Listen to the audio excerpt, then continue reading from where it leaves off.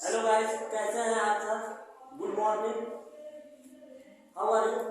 तो बच्चों, मैंने पहले वीडियो में मैं बताया था आपको एक्टिव वॉइस से पैसिव वॉइस, ये एक्टिव वॉइस होते क्या है और पैसिव वॉइस होते क्या है। तो मैंने इसको अपना फर्स्ट वीडियो में मैं एक्टिव वॉइस को बताया था और एक्टिव वॉइस के बारे में भी बताया था कि एक्टिव वॉइस कैसे बनता है।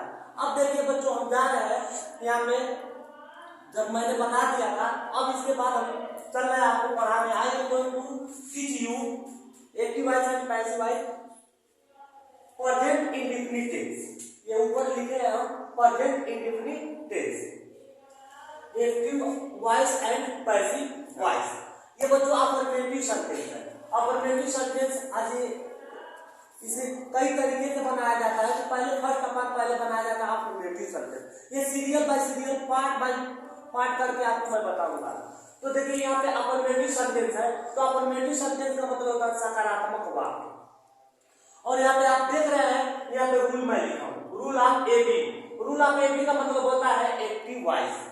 एबी का मतलब हो जाएगा एक्टिव वॉइस। एक्टिव वॉइस में देखिए क्या रूल है, सब्जेक्ट है, वर्ब का फर्स्ट फॉर्म है और इसमें यस या यस का प्रयोग किया जाता है और ये ऑब्जेक्ट है। यानी कि प्रेजेंट इंडेफिनिट टेंस के अफर्मेटिव सेंटेंस में वर्ब के फर्स्ट फॉर्म में यस या यस का प्रयोग किया जाता है। तो ये हमारा रूल है एक्टिव वॉइस का। अब यहाँ पे देखिए, फोकस करते हैं रूल ऑफ पीवी। पीवी का मतलब होता है पैसिव वॉइस। अब यहाँ पे रूल है एक्टिव वॉइस से जब हम पैसिव वॉइस बनाएंगे तो ये रूल हमारा काम करेगा। तो रूल है सब्जेक्ट है, यहाँ पे सब्जेक्ट क्यों रखा हूं अभी मैं आपको बताऊंगा। इसके बाद इसमें हेल्पिंग वर्ब लगता है इज ए आर। उसके बाद लगता है वर्ब का थर्ड फॉर्म। यानी कि एक्टिव वॉइस से जब आप पैसिव वॉइस बनाएंगे तो कितना भी आप पैसिव वॉइस एक्टिव वॉइस से पैसिव वॉइस बनाएंगे तो उसमें वर्ब के थर्ड फॉर्म का प्रयोग किया जाता है। तो यहाँ पे वर्ब का थर्ड फॉर्म है। उसके बाद है हमारा बाई एजेंट, ठीक है, और उसके बाद यहाँ पे ऑब्जेक्ट, ठीक है गाइस। अब यहाँ पे बच्चों हमने कुछ लिखा है एग्जाम्पल। एग्जाम्पल है एबी का।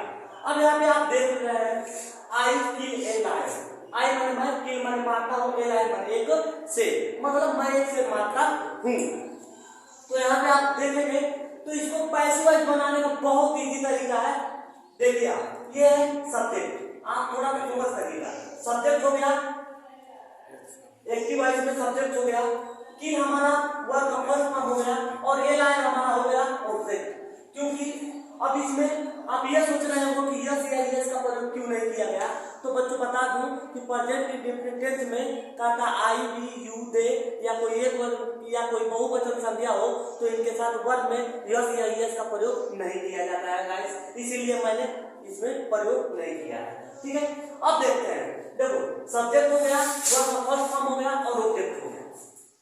अब इसको बनाना है तो बनाना बहुत आसान है। अब यहाँ पे क्या करेंगे हम, बहुत बच्चे ये सोचते हैं कि एक्टिव वॉइस तो बहुत खराब चीज है, ये तो मुझे समझ में नहीं आता है, लेकिन मैं आपको समझा दूंगा, एकदम स्ट्रिक्ट तरीका है, एकदम आप आराम से पढ़ेंगे समझ में आपको आएगा। देखिए अब क्या करेंगे, ऑब्जेक्ट एलाइन है, तो एलाइन को हम क्या करेंगे, पहले लिख देंगे ए लाइन।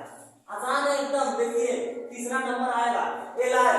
तो एलाइन जब हमने ले लिया तो यहाँ पे क्या था, ऑब्जेक्ट था, तो पैसिव वॉइस में जब मैं बनाया तो क्या हो गया, सब्जेक्ट हुआ। अब ये लाइन एक वचन है कि बहुवचन, एक वचन है, तो इसलिए बच्चों अब ये रूल हमारा चलेगा। तो ये लाइन एक वचन है तो इसलिए है कि वर्ब लग गया है इज, ठीक है। इसके बाद ए लाइन इज, अब उसके बाद वर्ब का थर्ड फॉर्म, तो ये लाइन इज। अब यहाँ पे किल है तो किल को बदल दिया जाता है बच्चों किल्ड में,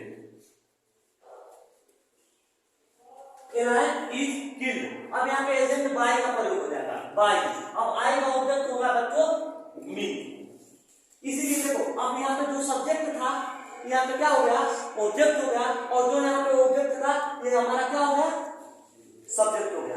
तो देखिए एलाइन को हमने यहाँ रख दिया, रखा ही जाता है एलाइन, एलाइन हो गया। अब यहाँ पे इज हेल्पिंग वर्ब, क्योंकि एक वचन था इसीलिए हेल्पिंग वर्ब लग गया इज। इसके बाद यहाँ पे वर्ब का थर्ड फॉर्म है, देखिए यहाँ पे वर्ब का थर्ड फॉर्म है तो किल्ड हो गया। अब यहाँ पे बाय है तो यहाँ पे बाय हो जाएगा और आई का ऑब्जेक्ट हो जाएगा बच्चों मी। अब यहाँ पे अब नेक्स्ट है दूसरा देखते हैं एग्जांपल क्या है, सी कुक्स द फूड्स। अब यहाँ पे देखिए सी सब्जेक्ट, कुक्स हमारा वर्ब में यस का प्रयोग कर दिया गया है, द फूड्स है तो द फूड्स हमारा क्या है बच्चों, ऑब्जेक्ट है, और ये हमारा सब्जेक्ट है, अब इसको हम देखते हैं, अब इसको भी बनाना बहुत इजी है। तो द फूड्स, द फूड्स है। अब देखिए एक बात आपको समझा दूं कि ये जो हेल्पिंग वर्ब है इज एम आर, तो का ये इज एम आर जो है इस का प्रयोग हम एक वचन कर्ता के साथ करते हैं, यानी कि ही सी इट या कोई एक वचन संज्ञा हो तो इनके साथ इस का प्रयोग करते हैं, एम का प्रयोग करता आई के साथ करते हैं, और आर का प्रयोग यू वी दे या कोई बहुवचन संज्ञा हो तो इनके साथ हम आर का प्रयोग करते हैं। अब यहाँ पे देखिए, जब कभी आप टेंस बनाएंगे तो जो हमारा ऑब्जेक्ट होगा, क्या होगा, ऑब्जेक्ट होगा, तो जब ऑब्जेक्ट में हमारा यश जुड़ता है, किसी भी ऑब्जेक्ट में जब हमारा यश जुड़ जाएगा तो हो जाता है बच्चों बहुवचन। अभी नहीं वर्ब में यश जुड़ गया तो बहुवचन होगा, ऐसा गलती कभी मत करना, ठीक है। जब हमारा ऑब्जेक्ट में यश जुड़ जाता है तो ये हो जाता है बहुवचन। तो ये द फूड्स, अब इसके बाद हेल्पिंग वर्ब लग जाएगा आर, द फूड्स आर। अब कुक है तो कुक का थर्ड फॉर्म हो जाता है कुक्ड, क्या होगा, cooked. The foods are cooked. अब यहाँ पे हो गया दवाई। अब सी का ऑब्जेक्ट होता है हर। मैंने सब्जेक्ट बताया था कि सब्जेक्ट क्या होता है और ऑब्जेक्ट को भी बताया था कि ऑब्जेक्ट क्या होता है गाइस। तो अब यहाँ पे देखिए द फूड्स, तो द फूड्स तो यहाँ आ गया, ठीक है।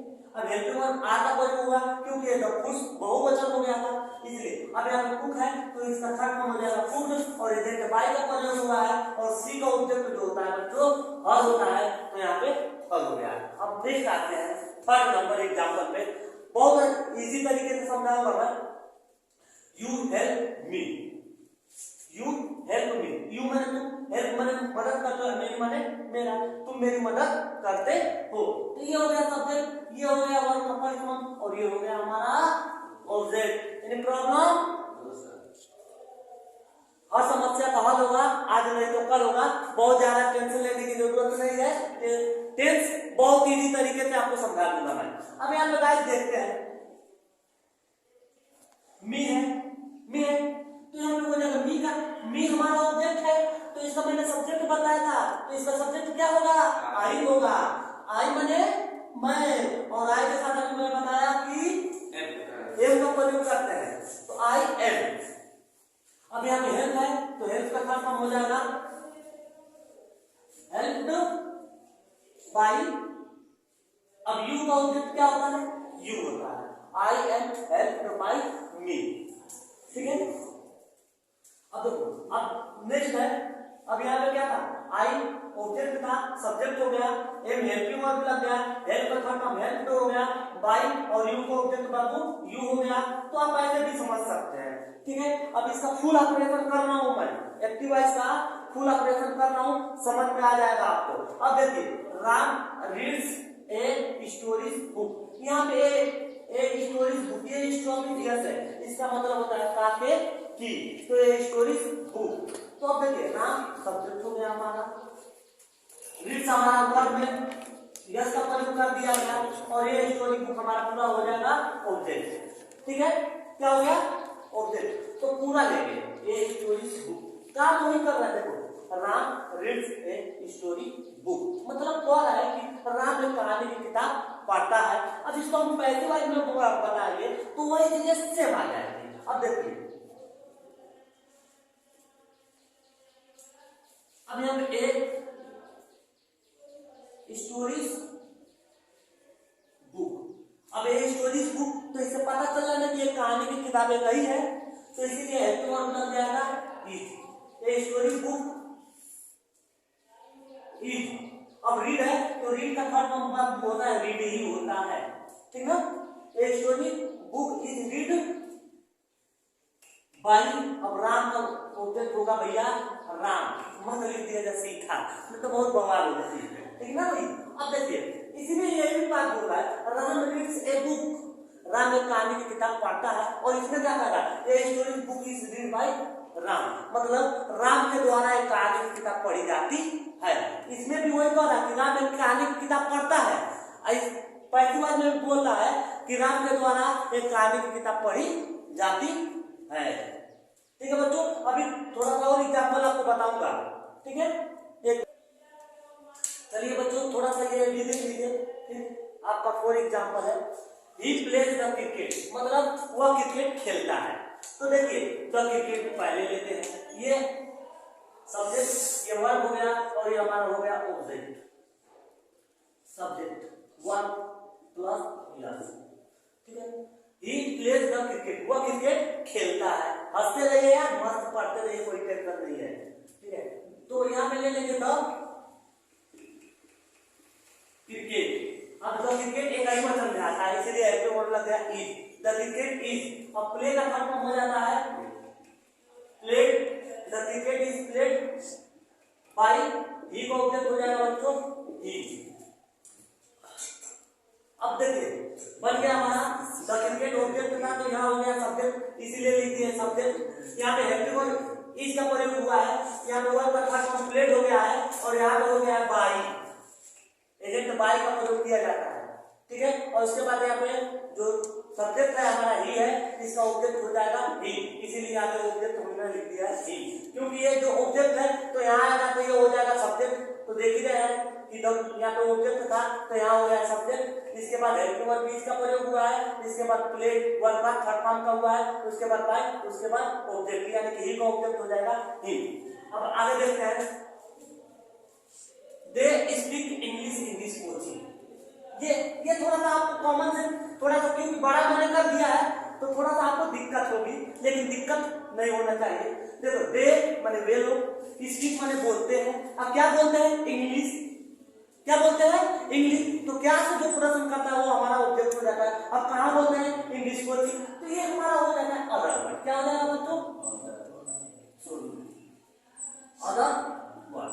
तो अदर वर्ड से कुछ मतलब नहीं रहता है, ठीक है। अब यहाँ पे देखिए इंग्लिश ऑब्जेक्ट हो जाएगा, ये हो जाएगा वर्ब का फर्स्ट फॉर्म और ये हो जाएगा हमारा सब्जेक्ट। तो ऑब्जेक्ट को लेने तो इंग्लिश हो जाएगा इंग्लिश। अब इंग्लिश भी जितने भी सब्जेक्ट का नाम आता है, चाहे इंग्लिश आ जाए, चाहे मैथ आ जाए, चाहे संस्कृत आ जाए, चाहे उर्दू आ जाए, चाहे फिजिक्स आ जाए, चाहे केमिस्ट्री आ जाए, चाहे बायोलॉजी आ जाए, ये सब्जेक्ट जब आ जाएंगे ऑब्जेक्ट में, ठीक है, तो ये एक ही वचन में आने, इसलिए लग गया है इज। इंग्लिश इज, स्पीक का थर्ड फॉर्म होता है स्पोकन। क्या हो जाएगा? स्पोकन बाय, दे का ऑब्जेक्ट होता है बाबू दे। अब ये क्या करेंगे, अदर वर्ड को हम जहां पे रहता है, इसको बनाने का दो तरीका है, लेकिन अब ये नहीं तरीका फिलहाल बता रहा हूं मैं। नेक्स्ट वीडियो जब आप डालूंगा तो उसमें बताऊंगा मैं। तो देन अब इसके बाद क्या करेंगे, इन दिस को ये इंग्लिश है ज्यादा फिसलता जरूर है, ये मौसम है ज्यादा बदलता जरूर है, तो आप ज्यादा फोकस करेंगे पढ़ाई पे तो बेटर रहेगा, ठीक है। समझ में आ जाएगा बहुत अच्छे से। देखो अब Neelu plucks the flowers, Neelu plucks the flowers. तो अभी क्या करेंगे, नीलू सब्जेक्ट हो गया, प्लक्स वर्ब में यस का प्रयोग हो गया और ये द फ्लावर्स। अब आप सोच रहे हो कि सर यस का तो बहुत बार प्रयोग कर दिए, यस का प्रयोग नहीं किए। चलिए इसको भी बता देता हूं मैं अभी, ठीक है। अब यहाँ पे देखिए, तो द फ्लावर्स, द फ्लावर्स, देखिए दो फ्लावर और दो फ्लावर्स में अंतर है। द फ्लावर रहेगा तो एक वचन हो जाएगा, जब इसमें यस जुड़ गया तो दो वचन हो जाएगा। तो द फ्लावर्स, अब यहाँ पे लग जाएगा are, the flowers are plug PLUCKED, ये थर्ड फॉर्म है बाबू, ठीक है। द फ्लावर्स, तो द फ्लावर्स ऑब्जेक्ट था, सब्जेक्ट हो गया, हेल्पिंग वर्ब लगाया है, आर का प्रयोग हुआ है, प्लग का थर्ड फॉर्म हो गया है तो प्लग हो गया है। अब यहाँ पे एजेंट हमारा हो जाएगा बाई और नीलू का ऑब्जेक्ट हो जाएगा नीलू, ठीक है। ये भी हमारा बन गया। अब देखो ये राजू अबाउट मी, इसको मैं थोड़ा सा